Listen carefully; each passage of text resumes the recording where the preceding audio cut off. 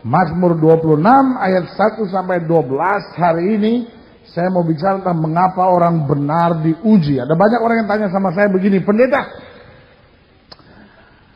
bisa nggak tokonya orang Kristen kebanjiran? Lalu ada yang tanya sama saya, pendeta, kalau tokonya orang Kristen kebanjiran, kalau rumahnya orang Kristen kebanjiran, apakah itu tanda bahwa dia berdosa? Nah, saudaraku yang kasih dalam Tuhan, kadangkala Tuhan melakukan hukuman dan ujian pada saat yang bersamaan. Karena dengar baik, Tuhan tidak akan menghukum orang benar bersama dengan orang fasik, kata Alkitab. Amin. Tuhan tidak akan pernah menghukum orang benar bersama dengan orang fasik pada saat yang bersamaan.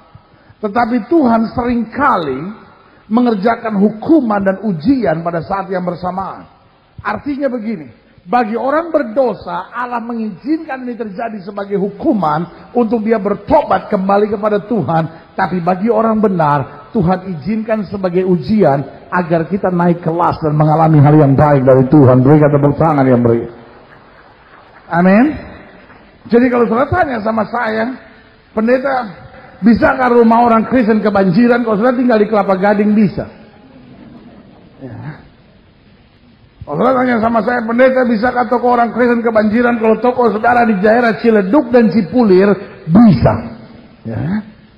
Jadi bisa saja terjadi. Saudara nggak perlu kecil hati dan bilang, aduh pendeta, mungkin ada dosa kali sama saya.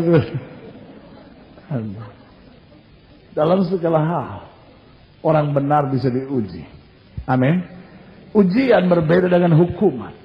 Hukuman membuat kita harus bertobat, tapi ujian membuat kita harus tetap teguh dan setia, dan kita akan melihat berkat yang luar biasa. Berikan tepuk tangan yang meriah. Nah, itu akan kita lihat hari ini. Kita lihat Mazmur 26 ayat yang pertama sampai ayat yang ke-12.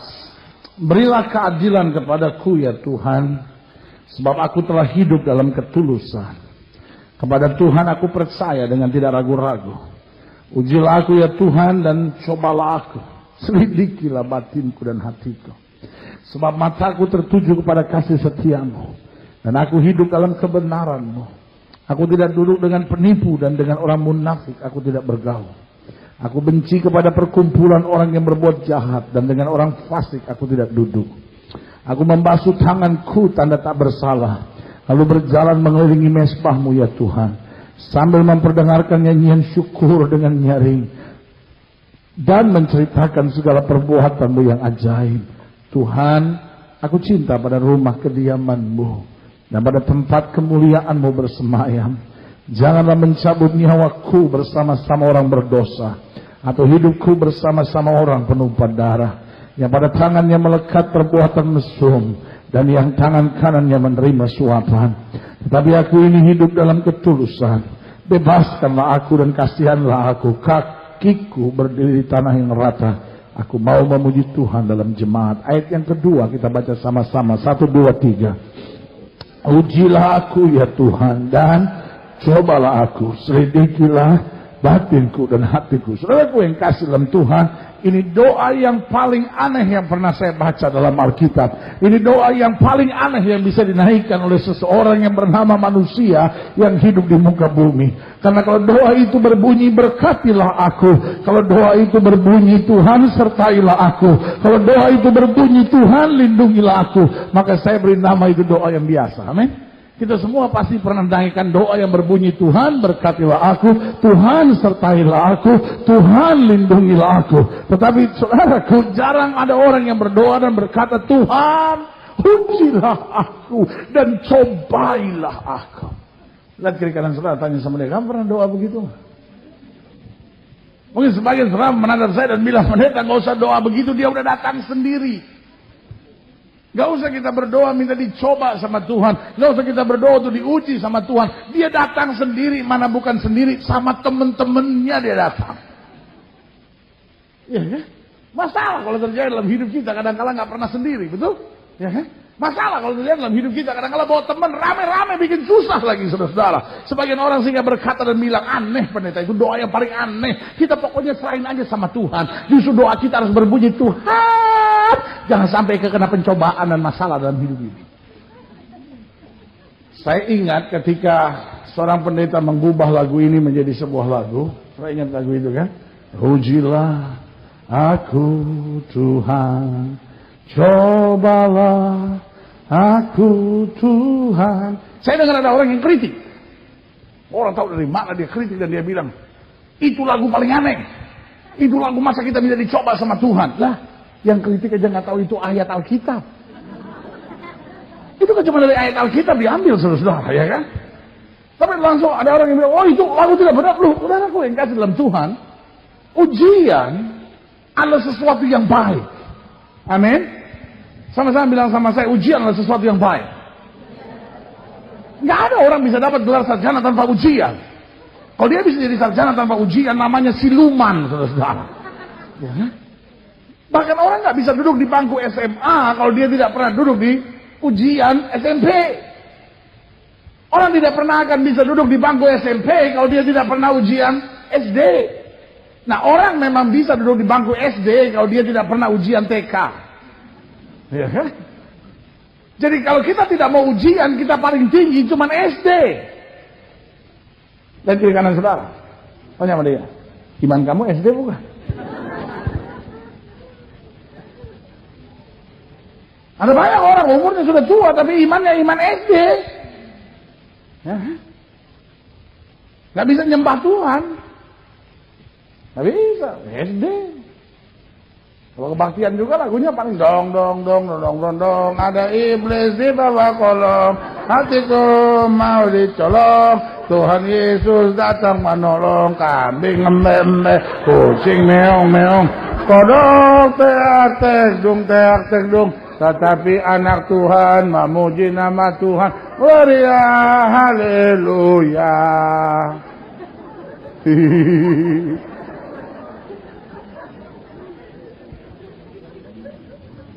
Kita ikut ujian SD supaya kita bisa jadi SMP.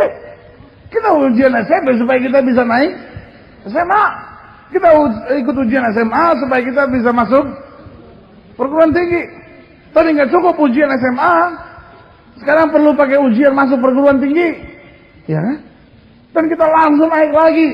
Kalau kita mau ikut ujian sarjana, kita dapat gelar sarjana. Berarti ujian adalah sesuatu yang baik.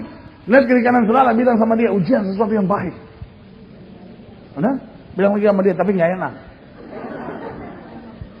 Ya, lu, saya cuma mau beritahu hal yang sangat sederhana buat saudara. Ujian itu baik, tapi tidak enak. Karena tidak semua yang enak itu baik dan tidak semua yang baik itu enak. Amin. Saya ulangi sekali lagi, tidak semua yang enak itu baik dan tidak segala sesuatu yang baik itu enak. Nah, ujian adalah sesuatu yang baik, yang paling nggak enak, udah nggak enak, nggak baik lagi. Ya, itu yang paling jelek dalam hidup ini. Apa itu yang udah nggak baik, nggak enak lagi? Rokok itu enak. Kau tak tahu pendeta. Ketika aku hisap,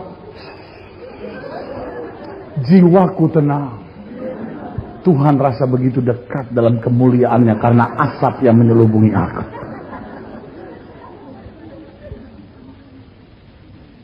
Bolehlah. Pokoknya dalam hidup ini yang baik itu seringkali tidak enak. Yang enak itu seringkali tidak baik.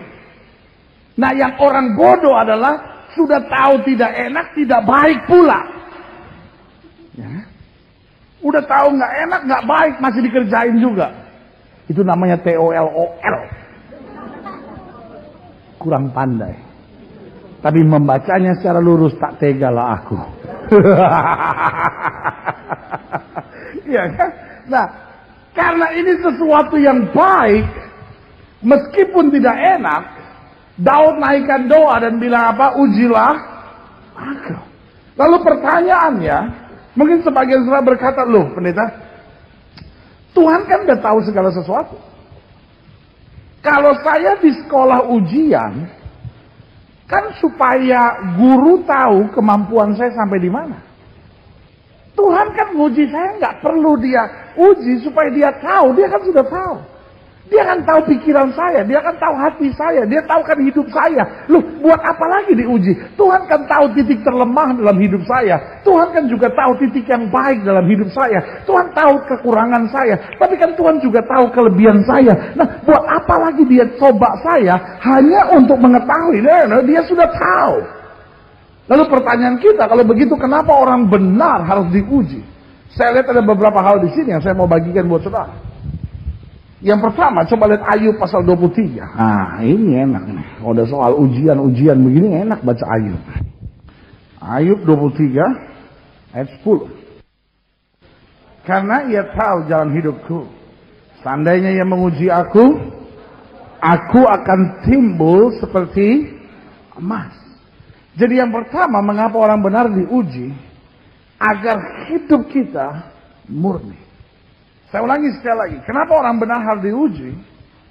Agar hidup kita murni. Allah tahu kok di mana kekurangan kelemahan kita. Allah tahu. Sama-sama bilang sama saya, Allah tahu. Tetapi persoalannya sekarang, kenapa dia perlu masih uji kita? Karena begini. Ketika kita dalam ujian, otomatis kita akan semakin dekat sama Tuhan. Amin. Sampai di sini sudah ngerti mau saya. Kita semua mencintai Tuhan. Siapa yang mencintai Tuhan di sini? Amin. Siapa yang mencintai Tuhan tapi nggak punya kekurangan? Tolong angkat tangan saudara. Kita mencintai Tuhan. Amin. Tapi persoalannya kita mencintai Tuhan tapi kita punya kekurangan. And it's normal. Itu sesuatu yang sangat normal sekali. Nah, apa yang terjadi? Waktu kita melewati ujian, kita mulai sadar banyak hal. Yang pertama misalnya, kita mesti lebih hati-hati dalam melangkah. Amin. Kalau hidup kelihatan semua menyenangkan, dimanapun kita ada, kita jadi orang yang terlalu santai. Tapi ketika kita lewati ujian, kita ngerti sekali, hati-hati. Saya nggak boleh ngomong sama orang salah, ya kan? Kadang-kadang sudah ngomong sama seseorang, ngomong sama orang lain lagi, diputar lagi kata-katanya, tiba-tiba sampai sudah bingung sendiri. La ilah, saya nggak pernah ngomong begitu. Saya pernah nggak dapat kasus seperti itu? Saya nggak ngomong begitu, tapi karena sedang ngomong sama orang yang salah, akhirnya perkataan sudah diputar menjadi perkataan yang sangat aneh, dan akhirnya menjadi sesuatu yang berbahaya sekali buat hidup saudara. Nah, waktu kita di ujian, kita baru belajar semuanya ini, dan akhirnya apa yang terjadi? Kita mulai belajar untuk kalau saya ngomong, saya harus hati-hati sama siapa saya ngomong. Kita belajar untuk kalau saya melangkah, saya harus sangat hati-hati melangkah. Kalau saya ambil keputusan, saya harus hati-hati sangat mengambil keputusan. Sebab kalau saya salah dalam mengambil keputusan, saya bisa terjebak dengan lubang yang saya bangun sendiri. Berarti apa yang terjadi? Justru ketika kita melalui cobaan, akhirnya kita mulai ingat, saya nggak boleh bergantung sama manusia. Akhirnya kita mulai ingat, bahwa saya nggak boleh nyimpan dosa dalam hidup saya. Karena selama saya masih memegang dosa dalam ujian itu, ujian akan merasa terlalu berat buat kita. Kenapa? Karena persoalannya bukan masalah yang terlalu berat, tetapi karena kita hidup dalam dosa, dosa itu justru menekan kita di tengah ujian. Berarti yang pertama, ujian membuat kita semakin murni. Amin. Ayub bilang apa? Ayub bilang, tadinya aku hanya mendengar engkau dari kata orang saja. Lalu kalimat itu membuat saya berpikir, Ayub hanya mendengar Tuhan dari kata orang, tapi imannya sudah sebegitu hebat. Tuhan masih memurnikan dia. Sampai apa dia bilang? Sampai akhirnya dia bilang, sekarang mataku sendiri memandang kemuliaan-Mu. Dengan lain kata, dulu aku mengasihi engkau, tapi masih ada yang gak murni. Dulu aku memberi buat engkau, tapi masih ada yang gak murni. Dulu aku berkorban buat engkau, tapi masih ada yang tidak murni. Tapi justru lewat ujian ini, aku semakin murni melekat dengan engkau dan mengalami kuasa-Mu. Berikan tepuk tangan ke mereka. Catat baik-baik. Ujian membuat kita semakin murni. Coba lihat 1 Petrus pasal 4. Petrus pernah mengalami ujian yang besar. Dan dia juga pernah gagal dalam ujian. Sampai akhirnya dia pernah berkata, aku tidak pernah kenal dia. Tetapi setelah Petrus mengalami ujian di mana dia pernah gagal, dan di ujian yang selanjutnya dia mengalami keberhasilan. Dari semuanya itu dia coba simpulkan dengan kalimat-kalimat yang indah dari ayat yang ke-12. Saudara-saudaraku yang kekasih, janganlah kamu heran akan nyala api apa? Siksaan yang datang kepadamu sebagai ujian. Jadi nyala api apa? Siksaan. Buat sebagian orang adalah hukuman, tapi buat kita adalah apa? Ujian. Tapi jangan anggap itu sebagai sesuatu yang seolah-olah sesuatu yang luar biasa dari atas kamu. Ayat 13. Sebaliknya dikatakan apa? Bersukacitalah sesuai dengan bagian yang kamu dapat dalam penderitaan Kristus, supaya kamu juga boleh apa? Bergembira dan bersukacita pada waktu ia menyatakan kemuliaannya. Jadi Petrus mulai jelaskan di sini dan bilang bahwa kamu bisa bergembira. Kenapa? Karena kemurnian imanmu yang dikerjakan lewat ujian yang terjadi ini, akhirnya membuat engkau boleh bergembira pada saat apa? Tuhan menyatakan kemuliaannya. Berarti dengar baik, Tuhan menyatakan kemuliaannya buat orang-orang yang murni. Amin. Alkitab bilang siapakah yang boleh naik ke gunung Tuhan? Adalah orang yang murni hatinya dan bersih tangannya. Berarti dari sini Tuhan bilang apa? Tuhan mau ingatkan kita bahwa kadang-kala aku mau memberkati engkau, tetapi seringkali berkat itu tidak bisa sampai kepadamu. Karena satu-satunya channel, satu-satunya bejana, satu-satunya tempat, satu-satunya pintu untuk dapat mengalirkan berkat, channel itu, pintu itu bernama kemurnian. Saudara boleh menantar saya dan berkata, tapi saya berdoa. Saudara boleh menantar saya dan berkata, tapi saya sudah bayar perpuluhan saya. Tapi kalau hidup saudara nggak murni, saudara nggak berjalan dalam kemurnian, saudara masih tetap hidup dalam dosa, saudara tetap hidup dalam kemunafikan, saudara tetap hidup dalam hal yang nggak berkenan kepada Tuhan. Mungkin saudara nggak hidup dengan zina, mungkin saudara nggak hidup dengan obat terlarang, mungkin saudara nggak hidup dengan berbagai judi dan segala hubungan yang menurut sebagian orang itu kejahatan besar. Tapi saya mau beritahu, Allah tetap mencari orang-orang yang murni hatinya. Amin.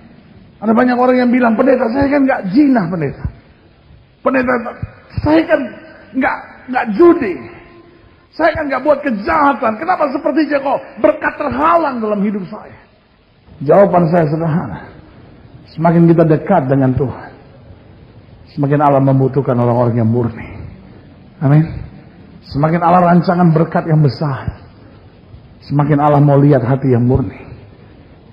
Sebelum itu, sebelum dia bisa curahkan berkat yang besar, waktu dia lihat belum murni, dia uji dulu, supaya kita ngerti, oh ya Tuhan, saya masih ada yang belum murni, hati saya masih dipenuhi dengan keserakahan, hati saya masih dipenuhi dengan kemunafikan, hati saya masih menyimpan banyak kedendaman dan kedengkian.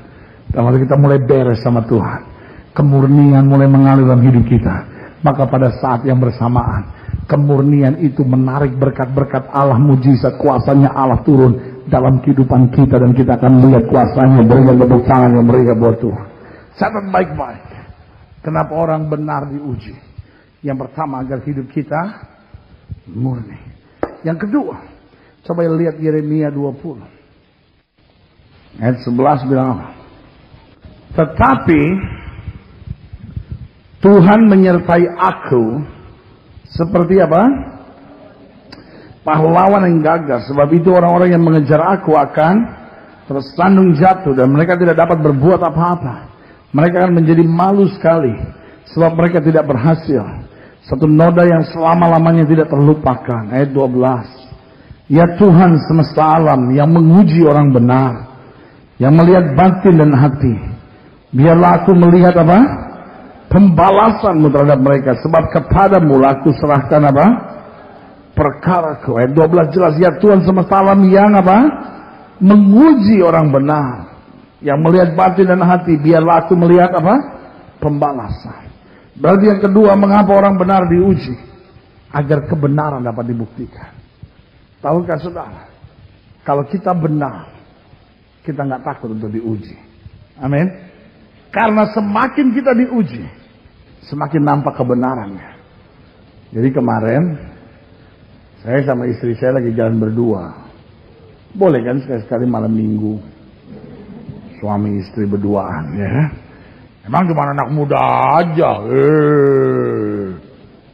Suami istri perlu juga dong. Jadi saya lagi berdua sama istri saya naik mobil, saya bawa mobil. Istri saya di samping saya, kita tatap-tatapan kedip-kedipan. Sampai salah jalan.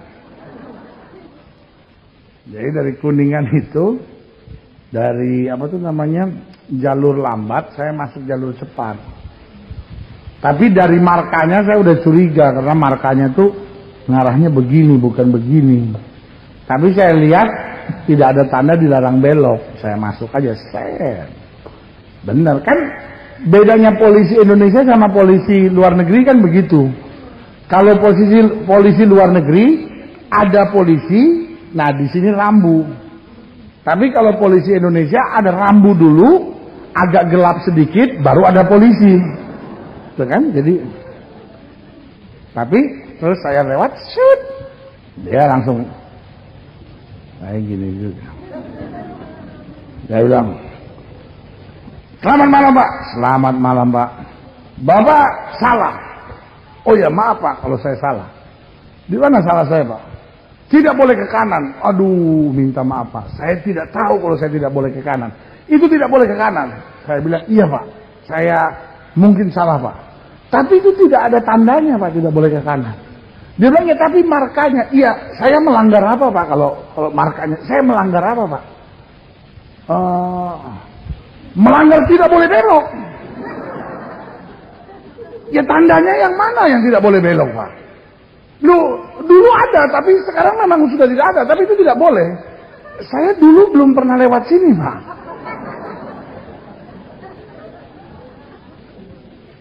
Oke, surat-surat. SIM. Pendeta juga bawa SIM dong, ya kan? STNK, KTP, surat pendeta, apa lagi? Kalian,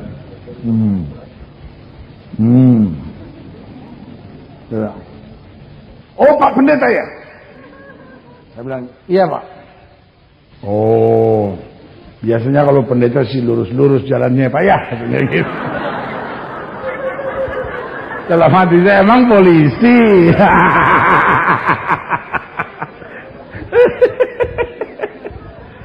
Ya, tapi rupanya polisi sama pendeta sohibrat ya kan, kerjasamanya mantap ya kan.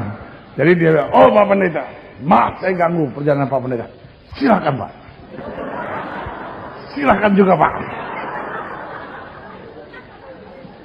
Loh kalau kita tidak salah, ya kan, justru ujian menolong kita. Amin. Sehingga orang yang tadinya memandang kita bersalah, ujian justru membuktikan apa? Kebenaran. Ya kan? Kalau saya nggak ngerti, ya kan? Saya suka bingung gini. Orang ujian skripsi, bingung. Saya ujian skripsi ini, aduh, tolong ya doain. Terus saya bilang gini, kalau skripsinya kita yang buat, lalu kita ngerti apa yang kita tulis di skripsi itu, ujian skripsi bukan sesuatu yang menakutkan buat kita. Dia mau tanya apa? Tanya no sono. Gua yang buat gak gua ngerti. Ya. Saya waktu bikin skripsi, saya bikin skripsi tentang predestinasi. Tentang ajarannya Calvin. Wah, yang di depan saya orang-orang yang rumit-rumit pandangannya. Nanya segala macam. Ada satu dosen saya senangnya jebak orang. Dia bilang, Anda di halaman sekian nulis begini, Anda di halaman sekian nulis gini. Anda ini pandangannya ngaco. Nah kita yang bikin. Jadi saya langsung bilang, loh karena di halaman sekian saya lagi bahas tentang sekian. Di halaman sekian saya bahas sekian. Memang dua itu nggak bisa disambung. Ngaco kalau disambung. Rupanya saya tahu dia ngejebak saya terus dia gini.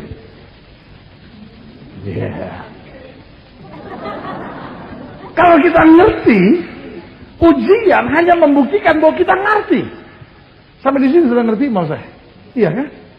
Orang boleh rancangan yang jahat buat saudara. Tapi ketika kita diuji, kebenaran kita justru dinyatakan. Amin. Itu sebabnya kalau saudara lewati ujian, saudara lewati dengan tenang.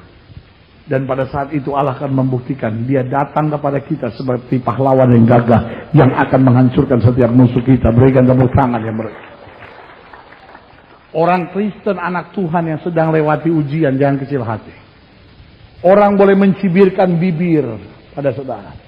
Orang boleh menertawakan saudara. Jalan tenang dan bilang ketawa duluan. Aku belakangan. Ya. Pepatah bahasa Inggris bilang begini. Orang yang tertawa terakhir adalah pemenangnya. Amin. Orang yang tertawa terakhir adalah pemenang. Apa artinya tertawa terakhir adalah pemenang?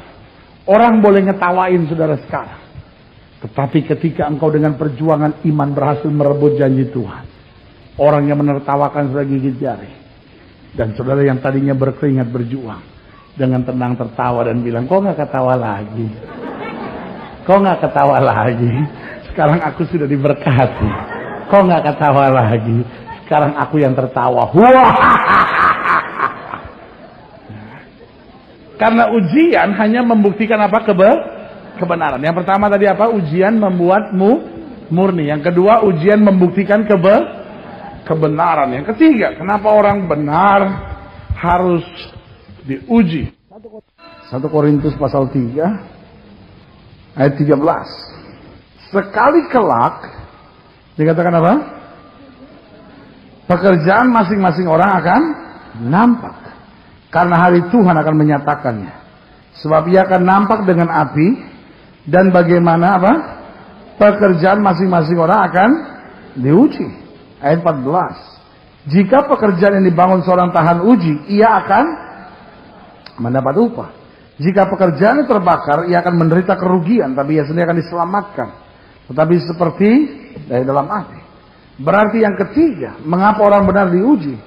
Agar kita mendapat kejelasan upah. Agar kita mendapat apa? Kejelasan upah. Karena apa? Karena ujian akan membuat kita tahu di mana posisi kita berada. Kalau saudara lihat ayat sebelumnya dikatakan, masing-masing kita ada yang seperti apa? Emas. Masing-masing kita ada yang seperti apa? Perak. Masing-masing kita ada yang seperti apa? Batu permata. Masing-masing kita ada yang seperti kayu, jerami, dan apa? Rumput kering. Nah, Tuhan mengukur upah kita sejauh siapa kita. Saya ulangi sekali lagi. Tuhan mengukur upah kita sejauh siapa kita. Tuhan mengukur upah kita sejauh siapa kita. Tuhan gak ukur upah kita berdasarkan berapa banyaknya kita ke gereja. Nah, pada siapa kita. Makanya Tuhan perlu uji kita. Tuhan perlu uji kita supaya apa? Supaya dia bisa memberikan upah yang tepat buat kita. Amin. Sampai di sini sudah ngerti mau saya? Iya kan? Karena ujian akan membuat kita menyatakan sebetulnya siapa kita yang sebenarnya. Sehingga kita bisa mengerti. Oh ya Tuhan. Betapa bahagianya saya iring Tuhan hari ini. Saudaraku yang kasih dalam Tuhan. Tahukah saudara? Saudara bisa dikenal bukan ketika saudara di gereja. Saudara bisa dikenal bukan ketika saudara di gereja. Karena kalau saudara di gereja, semua orang juga tahu bahwa saudara adalah orang Kristen. Amin. Tapi siapa saudara yang sebenarnya? Kadangkala justru kelihatan di tempat parkir. Ya. Ketika ada orang parkirnya miring. Dan saudara mau buru-buru dan dia menghambat jalan saudara keluar. Otaknya ini orang di mana sih? Nah, taunya yang parkirnya miring pas pendetanya. Yang otaknya itu tadi itu yang lagi baru bicara sama saudara. Wah, itu datang pendetanya. Malu gua. Istrinya bilang dosa, lu dosa, lu dosa. Tapi siapa suruh dia miring? Berarti otaknya juga miring kali.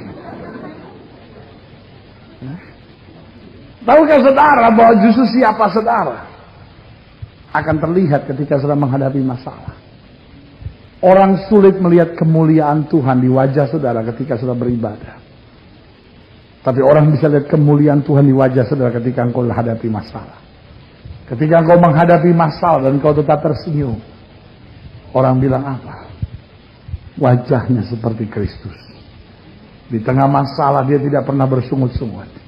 Dia selalu bersuka cita. Karena Kristus ada di dalam dia. Berikan tepuk tangan yang meriah. Amin. Ketika engkau di tengah tekanan yang berat, engkau tetap memberkati. Orang baru bisa melihat hatimu berbeda dengan hati dunia. Amin. Kalau orang baik sama saudara-saudara bisa buat baik, saya mau beritahu orang kafir pun bisa buat hal yang sama. Tapi kalau orang nyakitin saudara, saudara bisa tetap berbuat baik. Orang gak akan bisa terima dan orang akan bilang, tuh, ini orang bukan hanya pergi ke gereja, tapi dia praktekkan firman dalam hidupnya. Amin. Kekristenan sekarang saya khawatir hanya menjadi orang-orang yang pergi ke gereja, tapi tidak praktekkan firman dalam hidupnya. Itu sebabnya Tuhan harus uji. Supaya apa? Nampak upah yang layak buat kita. Amin. Yang keempat, yang terakhir, buka Yakobus pasal 1. Jadi ingat ya, kenapa orang benar harus diuji? Yang pertama, agar hidup kita murni. Yang kedua, agar kebenaran dapat dibuktikan. Yang ketiga, agar kita mendapat kejelasan upah. Dan yang keempat, yang terakhir, Yakobus 1 ayat 3. Sebab kamu tahu bahwa ujian terhadap imanmu itu apa? Menghasilkan ketekunan. Sama-sama bilang sama saya, menghasilkan. Jadi ujian selalu apa? Menghasilkan. Ayat 4. Dan biarkanlah ketekunan itu memperoleh buah yang matang, supaya kamu menjadi apa? Sempurna dan utuh dan tak kekurangan suatu apapun. Jadi yang keempat, mengapa orang benar diuji? Agar kita dapat menjadi semakin sempurna. Agar kita dapat semakin sempurna. Kenapa? Karena lewat ujian, bukan Tuhan yang tahu, tapi kita yang tahu.